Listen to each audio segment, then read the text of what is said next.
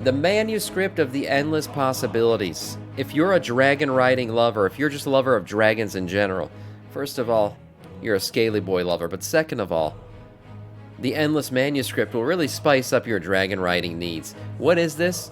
It's essentially a randomizer of your dragon mounts. Not yours necessarily, but any possibilities that exist out there for your dragon riding customizations could show up on the dragon when you do summon it. So essentially, this will be giving you that feeling of calling a brand new dragon every time you mount. Now, how do you get this? Well, the upcoming event for, or it's going to be the Outland Cup. So they're doing an Outland Cup racing event. It will start on January 11th and go until January 25th. You'll be able to use 50 Riders of Azeroth badges to get this Manuscript of Endless Possibilities. And once you got it, you got it. You'll be able to just randomly summon dragons that look different every time. So if you're into that, get it. Especially during this event. The event will also give you another chance at one of these. I recently saw somebody asking me, how do you get these still? These dragon riding, outfit cosmetics. Yeah, you'll be able to get another one of these during this Outland event. So make sure you get there, and you can purchase all this stuff in either Orgrimmar or Stormwind as part of this this riding cup. Reputation grinds continue in patch 10.2.5, and you can make it a little bit easier on yourself, not just with the anniversary token, but the Dark Moon Fair is here, and if you go there and simply ride the roller coaster, you can get the buff We, which will give you a 10% increase in experience and reputation gained, which means you can have a total of 29%.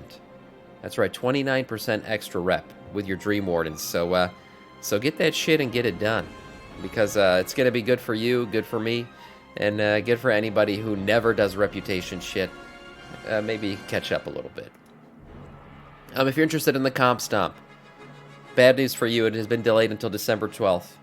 I'm sorry to say, but it has been delayed. If you don't know what the Comp Stomp is, it is Blizzard's attempt at just allowing you to play against AI in PvP. So essentially they have a group of Horde or Alliance players that's made up fully of real players, and they go up against a team of AI, essentially, just, randomly generated players that'll come in here and you can do your thing, you PvP. It's a way to dabble in PvP if you're afraid of fighting other people, and it's a way for you to experience, especially Arathi Basin, if maybe you haven't, which is kind of weird in my opinion. But hey, you can get in there and get it done. December 12th, go for it. A Gnomeregan raid. I don't talk a lot about classic information, but I thought this was cool. Yeah, Season of Discovery has continued, and honestly, it's been quite a success. If you've seen the numbers lately, people have been really into Season of Discovery, but that fun is going to end soon. It caps at level 25, and you kind of just, chill out for a little bit until the cap is raised to level 40 next. And when that happens, it looks like there is going to be a Gnomeregan raid. Now, I've actually been wanting this in retail for quite a while. People always joke about, when are we going to get Gnomeregan back? When are we going to free Gnomeregan? I wish they would have done this in retail, because I think the leper gnomes are a threat that need to be, eradicated. And we should be able to do it by now, but we've never done it. Like I said before, we've defeated the Legion. We've defeated, endless void threats, all kinds of corrupted dragons and stuff, and yet the leper gnomes continue to live in Gnomeregan. But I guess if you play Season of Discovery, you'll finally be able to raid it. So it looks like it's going to be a raid. First of all, I hope they make it a 40-man raid. That's the 10-player raid version. Oh, it's going to be a 10-player raid. Is that even a raid, man? How is a classic raid only going to be 10 players? They need to start making 40-man raids. But anyways, that's cool. People have noticed that they're converting over some weapons and remaking some of them for loot purposes, so that's cool. You can get in there, get Gnomeregan done. Not yet. No release date yet for when they're going to raise the level cap to 40, but when they do, the Gnomeregan raid will be a thing. The Arathi in the War Within. Now, I've talked a lot about this new zone and how excited I am for it. Harrowfall is its name. I'd be a defeated nipple guy, Jesus. And how excited I am for this new zone. I just love the aesthetic of it. I think it's a freaking gorgeous zone. And another thing about it is the story.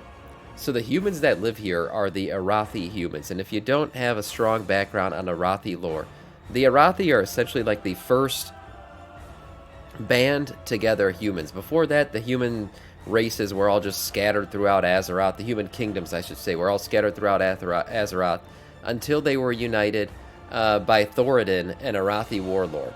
He united the human tribes and created like the first united Eastern Kingdoms tribe of humans, right?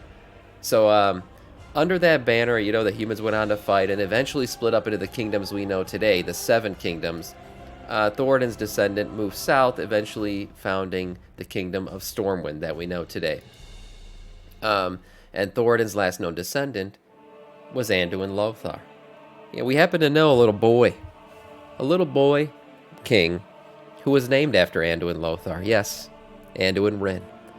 And supposedly, as the lore continues on, so these humans who live here, they came from the Arathi. They are descended from the Arathi, and they actually broke off from them before they split into the Seven Kingdoms. So these are very ancient people. And the reason why they went to this place was because they had a dream of a falling star. That's how the lore goes.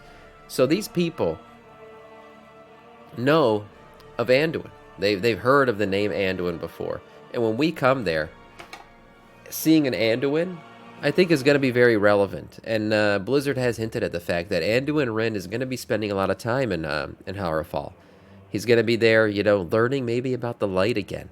As there have been a lot of rumors that this sun that supposedly exists in this zone is in fact a Naru. And we know the Naru's attachment to the light and stuff like that. So maybe Anduin is going to learn a lot about himself here. Reconnect with the light. Become Manduin. And ascend his throne as the, reclaiming the name Anduin, bringing greatness back to that name. Who knows? But in terms of like just general aesthetic and lore and everything else that this zone is all about, this is probably the zone I'm most excited for. I mean, this place is cool. They have literal ships, flying ships powered by, I think, what they call holy fire or something. I mean, the general lore just sounds amazing. Yeah, by the second, they run on a sacred flame. Badass. I'm very excited to go to this place and maybe get some new good Anduin or lore. Moving on.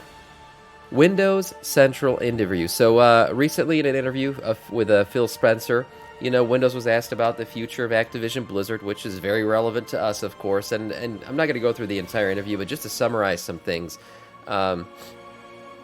He was asked about Game Pass. And when looking, his response says, when we're looking back at games from Bethesda, we get really excited. We're also looking at games from Activision Blizzard, and we get really excited about the things we can do. With Game Pass in particular is what he's talking about. Now, he doesn't make any mention of, what games could be going on to Game Pass from the Blizzard Activision library. We've all thought about, wow, and what it would mean for the sub and everything if they ever did put it on Game Pass, which is essentially the same cost as a WoW sub. If you've got the PC, Xbox version where it makes things available on both, it's like $15 a month, I think. So it's basically the same cost as your WoW sub. But he said it's in the early days, so we need to be talking to the teams that are fully staffed and working on things already. It's not like he's basically saying this is not something easy. They haven't really made any decisions yet on what will happen with Game Pass and the games that they acquired from Activision Blizzard. But there are conversations happening. Yes, what is up, Killer Dome? About what could happen with the games from Activision Blizzard. He's also really into reviving old games. And he specifically talked about franchises like Guitar Hero, Skylanders, and StarCraft that are, in essence, dormant at Activision Blizzard right now. He talks about how Blizzard leadership is also very passionate about these games. And I think these are obvious, choices for Game Pass games, I'm sure. These will end up on Game Pass, all these revived games. And we know for a fact that, what's it called? They've brought back games before. If you guys know Age of Empires, there's a whole Age of Empires Classic and 10th Anniversary Edition and stuff like that Microsoft did an amazing job with bringing back in an up-res version.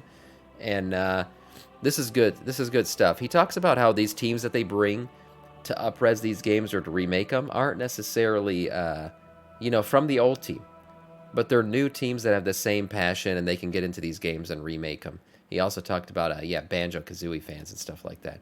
So, interesting stuff. He didn't really reveal much, other than there's a lot of conversations going on.